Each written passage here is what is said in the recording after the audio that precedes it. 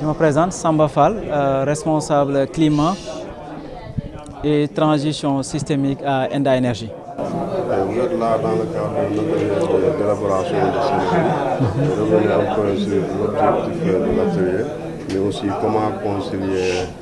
accès à l'énergie, développement durable, protection de l'environnement. Ok, justement, actuellement, le Sénégal, à travers cette initiative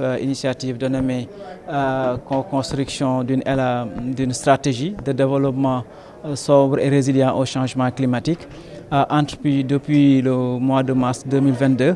un processus qui vise à mettre en place un processus de scénarisation et de modélisation pour faire une analyse rétrospective sur les ambitions du Sénégal en termes de transition énergétique, transition industrielle, transition urbaine et infrastructurelle et agricole. Mais pour l'exercice d'aujourd'hui, nous avons mis en avant la question de la transition énergétique. Et actuellement, il y a plusieurs acteurs membres du groupe thématique qui a été mis en place, composé des institutions publiques, mais aussi des acteurs non étatiques, notamment le privé, mais aussi des ONG de la société civile, qui ont déjà identifié des éléments relatifs à la vision sur la transition énergétique, mais aussi ils ont pu identifier les transformations clés nécessaires pour aller vers cette transition énergétique d'ici 2005, vers un horizon temporel de long terme, à savoir la 2050, mais aussi avec des objectifs de court et de moyen terme pour répondre un peu aux objectifs de court terme lorsqu'il s'agit de répondre à la demande énergétique incessante, mais aussi une demande énergétique non seulement par rapport aux ménages, mais aussi surtout par rapport aux secteurs émergents et économiques, notamment les transports, l'industrie et j'en passe. Donc cette session va nous permettre d'identifier les combinaisons possibles en termes d'options technologiques, notamment c'est ce qu'on appelle les scénarios, mais aussi ces scénarios doivent être aussi pertinents pour pouvoir répondre un peu aux besoins, non seulement en termes d'accès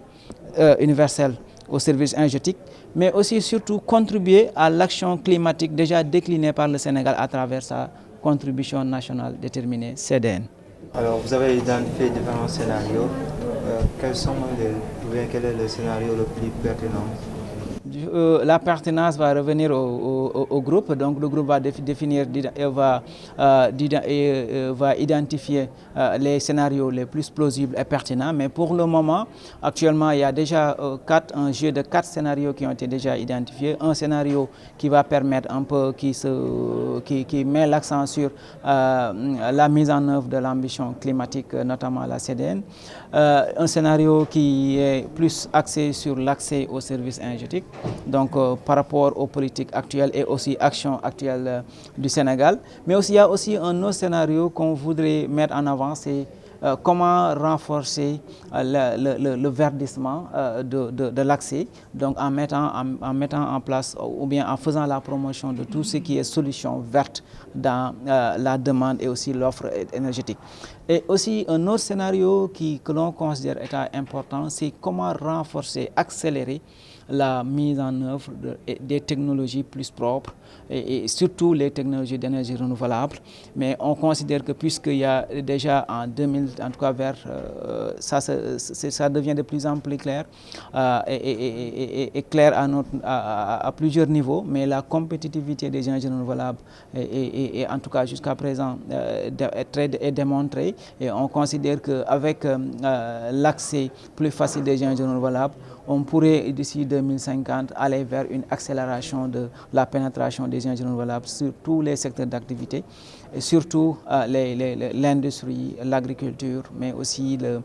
les transports, de façon à ce que réellement la demande énergétique exprimée par ces secteurs, mais aussi on considère que d'ici cet horizon, il y aura beaucoup d'actions qui seront mises en œuvre en termes d'efficacité énergétique, notamment par les sensibilisations, les politiques déjà mises en œuvre, mais aussi des actions concrètes à l'échelle des ménages, mais aussi à l'échelle des secteurs d'activité du tertiaire et secondaire.